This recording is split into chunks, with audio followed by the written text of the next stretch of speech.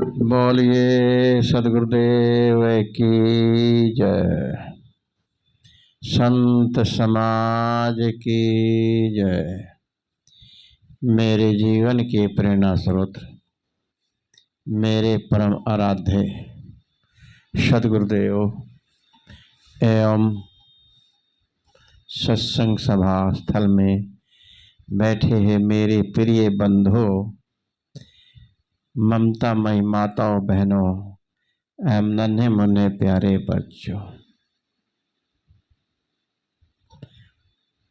हर व्यक्ति के मन में ये होता है, ये संसार जो चल रहा है वास्तव में कोई इसको बनाने वाला है। लगता भी है, जब कोई दिखता नहीं तो वो कहते हैं कि भगवान ईश्वर है पर दिखाई नहीं देता। ये सृष्टि जितनी है, सूर्य चंद्रमा, कोई ऐसे थोड़े बनाए गए हैं। और पुराणों में तो लिख दिया है मनगढ़ंत बातें कि शायद अनुराग सागर में लिखा है कि ब्रह्मा जी की उत्पत्ति ब्रह्मा विष्णु रति भक्ति बुंद डाला ताकि ब्रह्मा विष्णु रच डाला।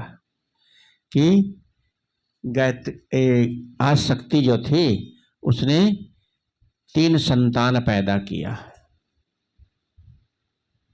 तभी सदगुरु ने कहा कि बताया है कि लोग ऐसा कहते हैं, ऐसा सदगुरु नहीं कहते। जीव रूप एक अंतर्बासा, अंतर ज्योत कीन प्रकाशा।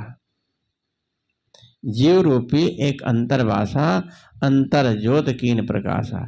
इच्छा रूपी नारी अवतरी। इच्छा रूपी, ये इच्छा रूपी नारी है। इच्छा रूपी नारी अवतरी, ताकर नाम गायत्री धरी। गायत्री नाम की एक स्त्री शक्ति पैदा की जीव ने इच्छा प्रकट करी। यहाँ देखिए बिल्कुल साफ है, जीव ही मूल बताया गया है, जीव ही सबसे बड़ा है।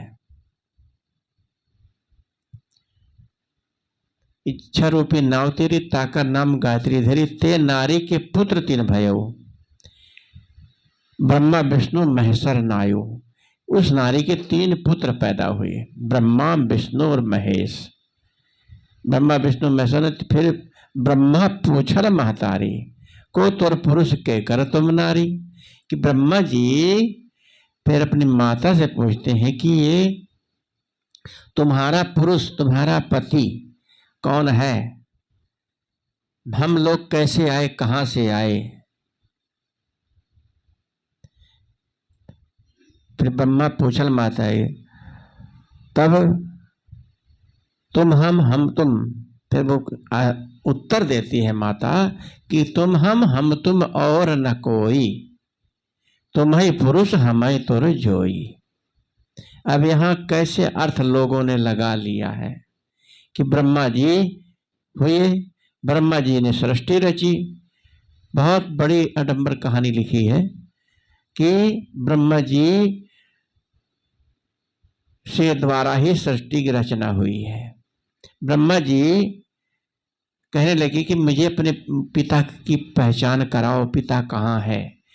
तो लिखा, कहते कि वो जो इनका पिता परमात्मा अलग से बताया गया, जिसको हम लोग ईश्वर कहते हैं, परमात्मा कहते हैं, उसको वो अलोप हो गए। आज शक्ति ने को कह के चले गए कि मेरे बारे में मेरा पता मत देना, मैं किसी को दर्शन नहीं दूंगा। तो शक्ति ने नहीं बताया, तो उन्होंने कहा मेरा पिता तो है। तो ब्रह्मा जी जिद कर गए, विष्णु शंकर तो कुछ नहीं कहा उन्होंने। यहाँ ब्रह्मा जी को लेकर के कहानी बनाई गई है कि ब्रह्मा जी से सृष्टि को उत्पन्न बताते हैं। तो ब्रह्मा जी कहते हैं चले गए, सृष्टि रचना थी ना, चले गए तपस्या करने। कहाँ गए तपस्या? पृथ्वी नहीं थी, पहाड़ नहीं था, कहे पहाड़ों में चले गए तपस्या करने के लिए। कहाँ लटक के तपस्या कर रहे थे जब सृष्टि की रचना तो हो ही नहीं थी। न सूर्य न था, चंद्रमा था, न पृथ्वी थी, न पानी पानी पानी था। और कहते हैं वो तपस्या कर रहे थे तो कई वर्ष नहीं, कई लाखों वर्ष बीत गए और वो आए ही नहीं। तो आसक्ति के मन में आया कि बिना उनके सृष्टि की रचना कैसे होगी। तब उन्होंने एक माया रूपी लड़की कन्या बना करके उनके पास भेजा। तो कहा कि तुम्हारा भाई कहीं पर है, वहां है और तपस्या कर रहा है, उसको किसी हाल में लेके आओ और सृष्टि की रचना करनी है। जैसे भी आए, जिस तरह भी आए, लेके आओ। तो लड़की जाती है। कहते हैं कि ब्रह्मा जी तपस्या में लीन थे और कहते हैं कि लिखा है कि जब वो गई तो उनको जगाना चाहा तो आवाज लगाए, सुन नहीं रहे। कि तपस्या में लीन होता है जो आदमी, आवाज नहीं जाती, ऐसा कहा जाता है। तो कहते हैं कि लिखा है ऐसा कि जब आवाज लगाए तो ब्रह्मा जी एकदम से जब आंख खोली क्रोधित हो गए और कहते हैं क्रोध में आके उसको निगल गए। ऐसा भी हो सकता है, निगल गए और अंदर फिर वो नहीं रह पाए तो बाहर निकाल दिया। फिर कहे बोलो तुम, अरे पहले ही पूछ लेते, बोलो तुम। निगल गए तो फिर इसके बाद पूछा कि हाँ क्या बात है। कहे कि आपको माँ ने बुलाया है। उन्होंने कहा तुम कौन? मैं आपकी बहन। कहे मेरे तो कोई बहन नहीं थी। कि मैं बाद में पैदा हुई। बताइए, बाद में फिर पैदा माया से। मायावाई थे, लिख देते माया है, शक्ति है, कुछ भी कर सकते हैं। यहाँ सब बात खत्म हो जाती शक्ति के आगे। तो कहे कि आपको चलना है। माँ ने कहा कि चलो और किसी विधि से भी बुला के लाओ, सृष्टि की रचना आपके बिना अधूरी है। वहां सृष्टि की रचना हो रही, पृथ्वी भी हो गई है, उस पर खड़े भी हैं, बात भी कर रहे हैं। तो अब ब्रह्मा जी को कहती तो ब्रह्मा जी कहते मैं नहीं जाऊंगा। तो वहां वाद विवाद होता है। तो उसने कहा कि देखो मैं चलूंगा एक शर्त पर, तुम झूठ बोलो कि वहां पर जय कि दर्शन मेरे सामने पिता के हो गए। ये संत रामपाल जी इस कहानी को सुनाते हैं। यही तो है कि बीजक का मर्म नहीं जानते, बीजक का अर्थ नहीं जानते। उन्होंने जीव को कहा जीव रूप एक अंतर्वासा, अंतर ज्योत कीन प्रकाशा। इच्छा रूपी नारी अवतारी। इच्छा रूपी नारी, ये मन हमारा इच्छा रूपी नारी कुछ से कुछ पैदा करता रहता है। तो वहां पर कहे कि मैं बिना स्वार्थ के, बिना मतलब के क्यों झूठ बोलूं। कहे क्या स्वार्थ चाहिए। कहते कि आप मेरे साथ भोग करो। तो कहे कि भोग, तुम तो कि मेरी बहन हो, ऐसे कैसे हो सकता है। कहने लगे कि जो मर्जी हो, मैं झूठ नहीं बोलूंगी। कहे ठीक है। और फिर ब्रह्मा जी वहां भोग करते हैं। वैसे भी बीजक में सदगुरु कबीर साहब ने लिखा है कि देव चरित सुनो हो भाई, ब्रह्मा सो धियो नसाई। ब्रह्मा जी ने अपनी धी के, अपनी पुत्री के साथ भी भोग किया था। और यहां पर जो सृष्टि की शुरुआत में ही पाप कर रहे हैं, उधर तो अंदर से भी निकल के आ गए थे, बेटी कहलाई, और नहीं तो ब्रह्मा जी की बहन बनी थी। अब वहां भोग विलास कर लेते हैं। फिर कहते हैं कि चलो ठीक है। तो कहने लगी एक गवाह और होना चाहिए, एक की नहीं मानी जाती है, दो होने चाहिए। कहते हैं तभी से दो गवाह, ये नकल चल रही है, दो गवाह माने जाते हैं। एक गवाह को तो बदल सकता आदमी, लेकिन दोनों को नहीं। तो एक कन्या और बना दी है केतकी नाम की, और उसको भी सिखा पढ़ा देते हैं। आ करके दोनों, हाँ, जब भोग करने के लिए कहते तो वहां पर ब्रह्मा जी से कहे कोई बात नहीं, चलो फिर कोई पाप नहीं है। उन्होंने कहा कि सृष्टि तो मुझे ही बनानी है, मेरे ही हाथ में सब कुछ, मैं ही तो हूँ। उन्होंने कहा कि पाप पुण्य के हम ही करता, हम काहू से नहीं डरता। ब्रह्मा जी ने कहा। तो आकर के वहां गायत्री आशक्ति के पास आके बता देते हैं कि इनको दर्शन हो गए, हमारे सामने है। वो कहते हैं आश्चर्य है, उन्होंने कहा था कि मैं किसी को दर्शन नहीं दूंगा, कैसे दर्शन दे दिया? तो वो कहते हैं अंतर ध्यान होके महापुरुष से पूछती है अकाल निरंजन। तो कहते हैं ये दोनों लबार हैं, पाप करके हैं, ये झूठ बोल रहे हैं, ऐसा ऐसा किया है। तो फिर उनको आशक्ति शराप देती है, ब्रह्मा तुमने अपनी बहन के साथ पाप किया, मैं तुम्हें शराप देती हूँ कि तुम्हारे को कोई दुनिया में नहीं पूजेगा। तभी ब्रह्मा जी का कहते हैं कोई पूजा नहीं करता। ये सब वेदों में शास्त्रों में लिख दिया गया है। ब्राह्मण की पूजा क्यों पहले करते हैं? ब्राह्मण ब्रह्मा जी का देवता थे, ब्रह्मा जी का मंदिर है, लेकिन ज्यादा प्रचार प्रसार नहीं है।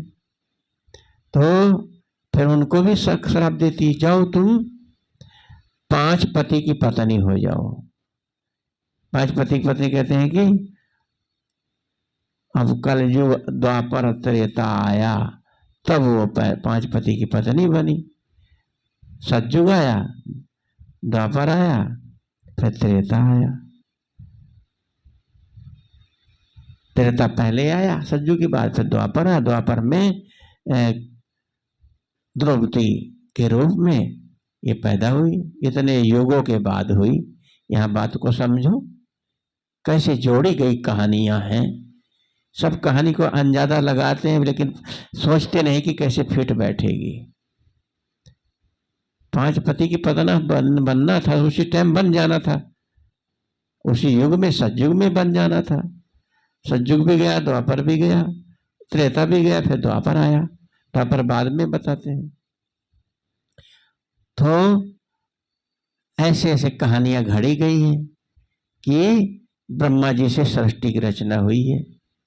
कबीर साहब ने सृष्टि को अनादि कहा है। सब संसार स्वतः ही अपने आप में है, भगवान कोई बनाने वाला नहीं है। भगवान ईश्वर कोई आपका भाग्य रचता हो, भाग्य की कलम आपकी कौन बनाता? आप स्वयं अपना भाग्य रचते हो। दोनों कंधों पर कहते हैं गुप्त रूप से चित्रगुप्त बैठे रहते हैं और कलम से लिखते रहते हैं, जो आप लोग करते हो। ये हमारी आत्मा अंदर से फोटो खींचती है, सब लिखा जाता है, हम क्या कर्म कर रहे हैं। हम सब कुछ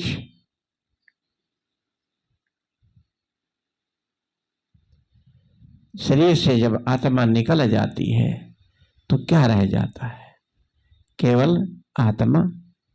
आत्मा को कौन जन्म देता है? ये अपने कर्म अनुसार जन्म लेती है।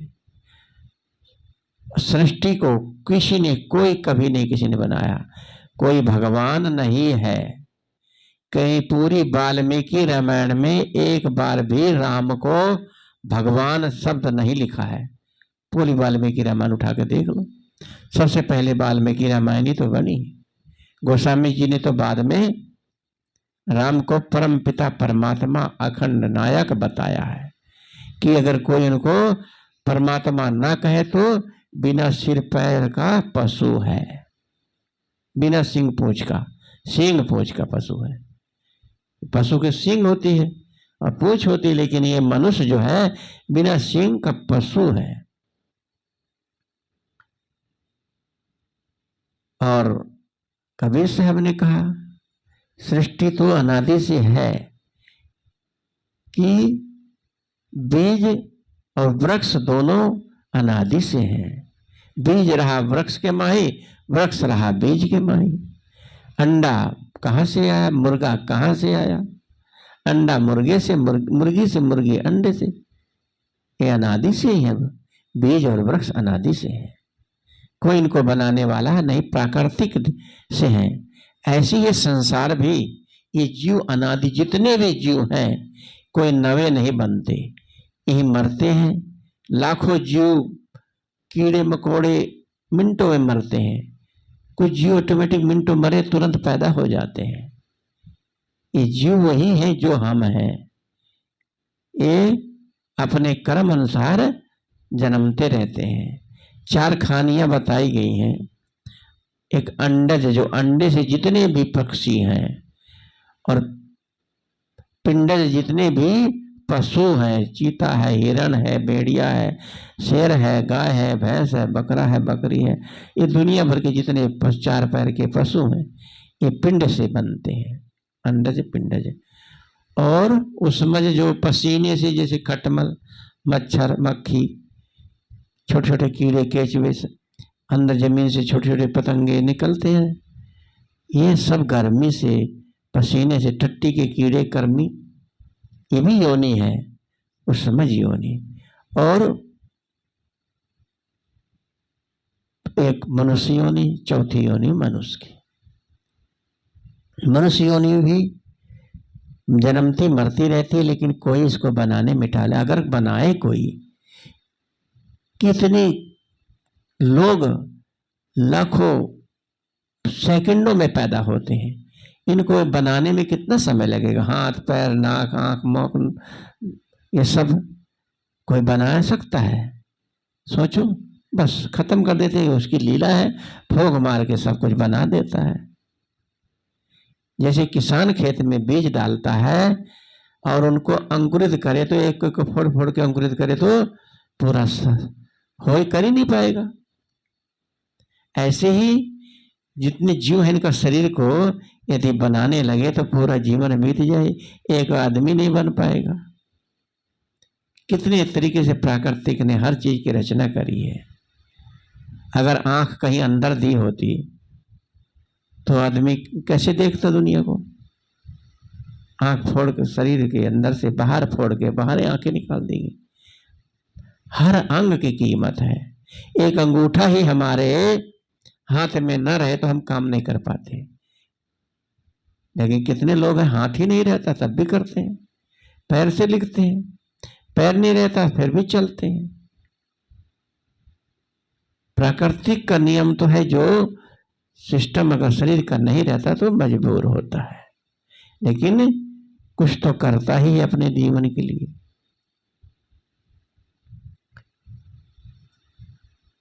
इसलिए सृष्टि को अनादि मानो। सृष्टि को कोई बनाने वाला नहीं है, ये अपने आप बनती बिगड़ती है।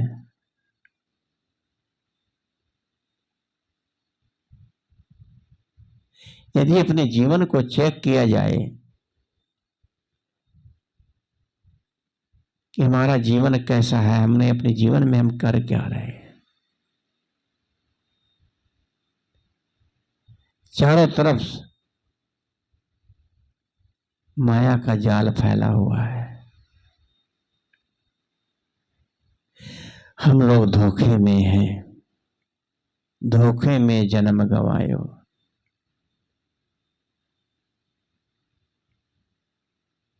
हम लोग अपने परिवार के लिए बहुत कुछ सेवा करते हैं, पालन करते हैं, फिर आगे हम ऐसा करेंगे, ऐसा बनाएंगे, ऐसा परिवार बनाएंगे। हम अपने, सभी लोग अपने कार्य क्षेत्र में ऐसा प्लान बनाते रहते हैं। इसलिए हमें अपने जीवन के बारे में सोचना है। किसी भी क्षेत्र में लगा लो, धर्म का क्षेत्र हो चाहे कर्म का क्षेत्र हो, कर्म धर्म से बड़ा होता है।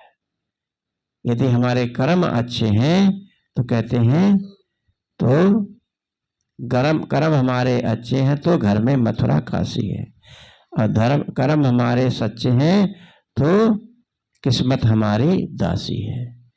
कहीं जाने की जरूरत नहीं है। आपके कर्म आपके ये धर्म बन जाता है। हम लोग ये जानना चाहते हैं हमारे भाग्य में क्या है, क्या लिखा है, क्या होगा।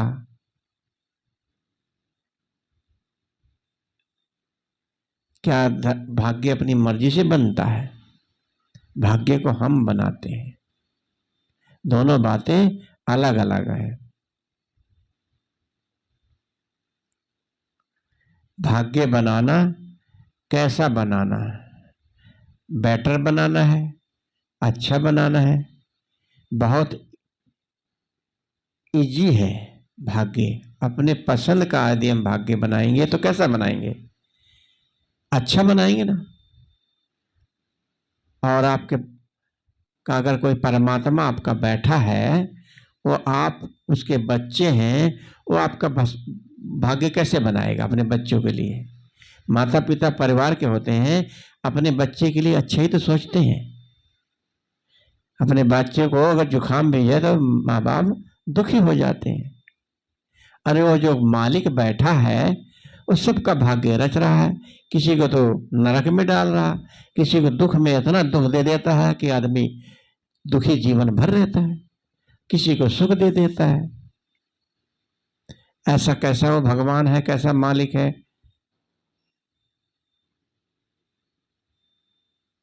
अचानक किसी घर में बड़ी बीमारी आ जाती है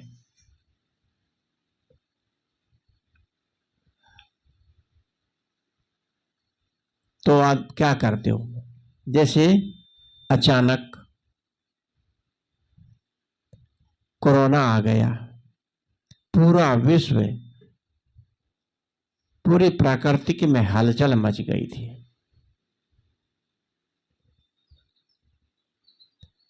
कोहराम मच गया था, लाशों पे लाशें।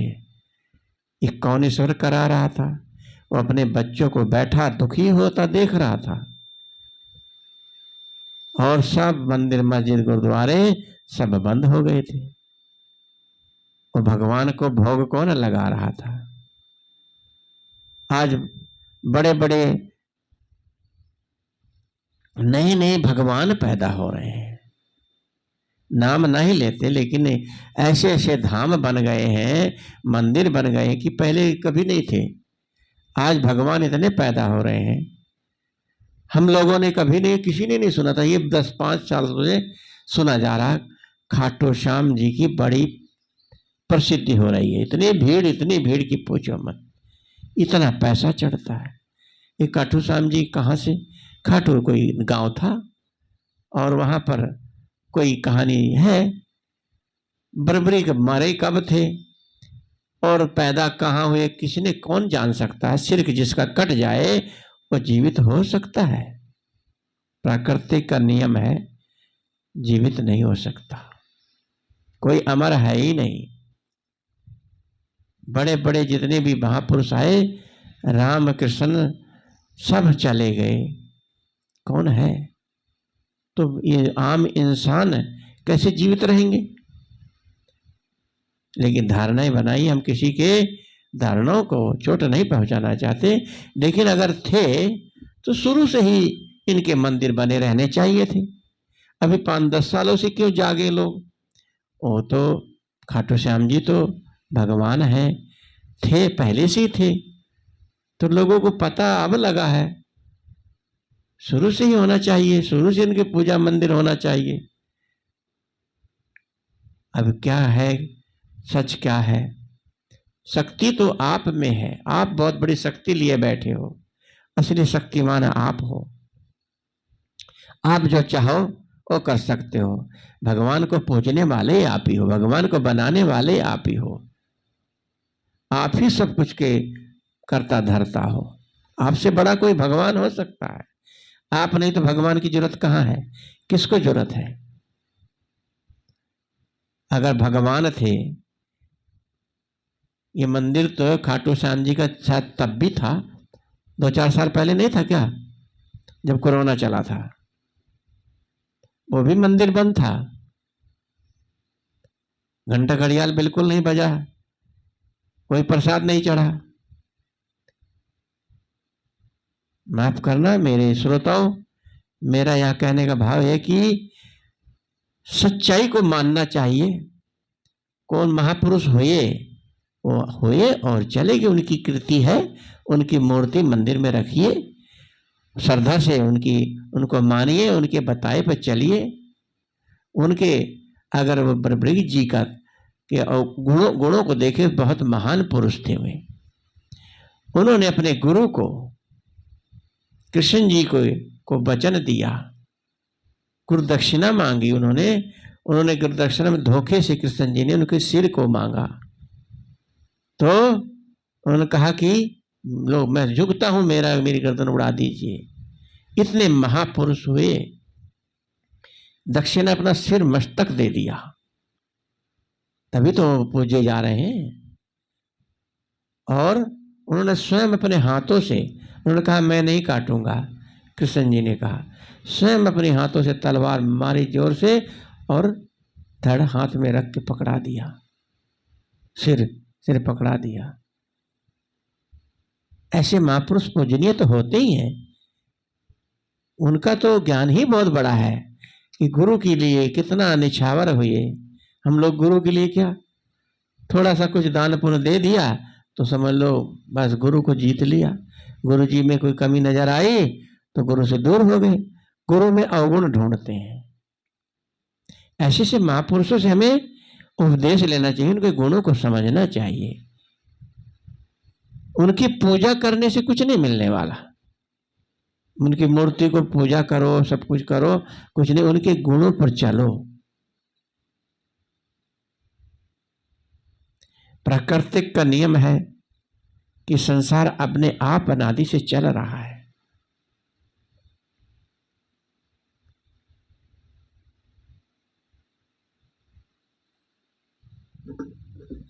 थे हमें दिमाग से सोचना चाहिए कि हमारे दिमाग में जो चीजें डाली जाती हैं कैसी डाली जाती हैं। बच्चे को शुरू में जो संस्कार मिल जाते हैं वो निकलते नहीं हैं। ऐसे ही हमारे अंदर वेदों शास्त्रों की बातें दिमाग में जो डाल दी जाती हैं, ये भगवान निकलना बहुत मुश्किल हो गया है।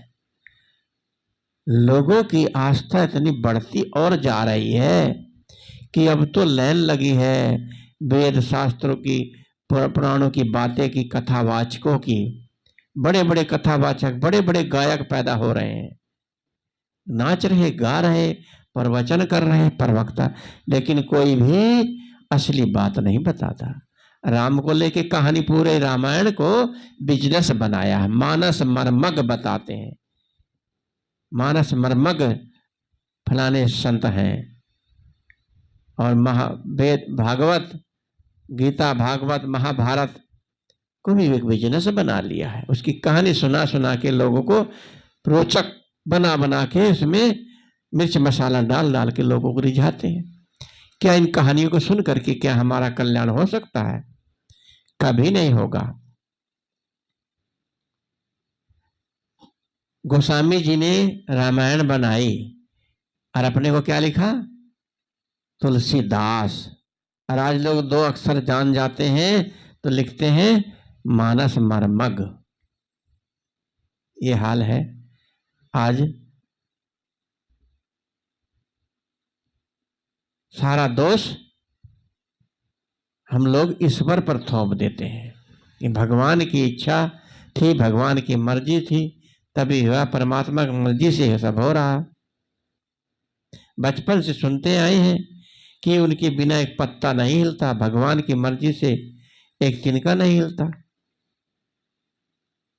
जो सुना उसको नोट कर लिया, एक्सेप्ट कर लेना, अपने मन में बैठा लेना, वो फिर निकलता नहीं है। लेकिन हम लोगों के साथ ये कभी चेक नहीं किया कि यदि ईश्वर की मर्जी से सब कुछ हो रहा है तो हम सबका भाग्य कैसे होता? अभी मैंने कहा अच्छा होना चाहिए ना, बेटर होना चाहिए, ब्राइट होना चाहिए, चमकीला एकदम हमारा जीवन होना चाहिए। हमारी मर्जी जैसी होगी हम ऐसा करें, अपने जीवन को बनाएं।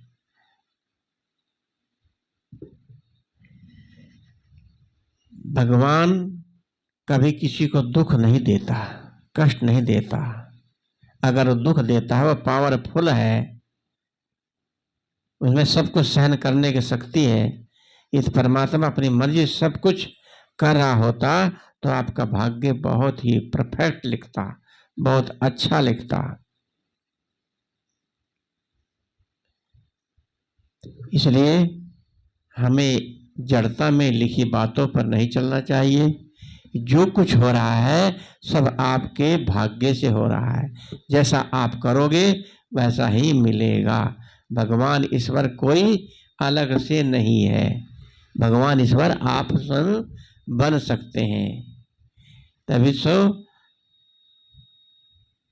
जनक सनंदन कुमार को नारद जी ने भगवान कहा, भगवान, ऋषियों को भगवान कहा। ऐसे ही महापुरुष जितने भी हैं उनको बड़े शब्दों में भगवान शब्द जोड़ देते हैं, लेकिन वो भगवान कोई बड़ा हुआ कोई ऐसा कुछ नहीं है कि सब कुछ वही करने वाला है। भगवान एक शब्द है, आप भी भगवान बन सकते हो। भगवान महान को कहते हैं। इसलिए अपने को हमें देखना है, हमारे अंदर महानता क्या है। महान बनने के विचार गुण होने चाहिए, तभी तो जो आप कहोगे वही हो जाता है। और हो जा नहीं जाता, आप हो ही। परमात्मा नहीं हो, परमात्मा होना नहीं है, परमात्मा आप हो।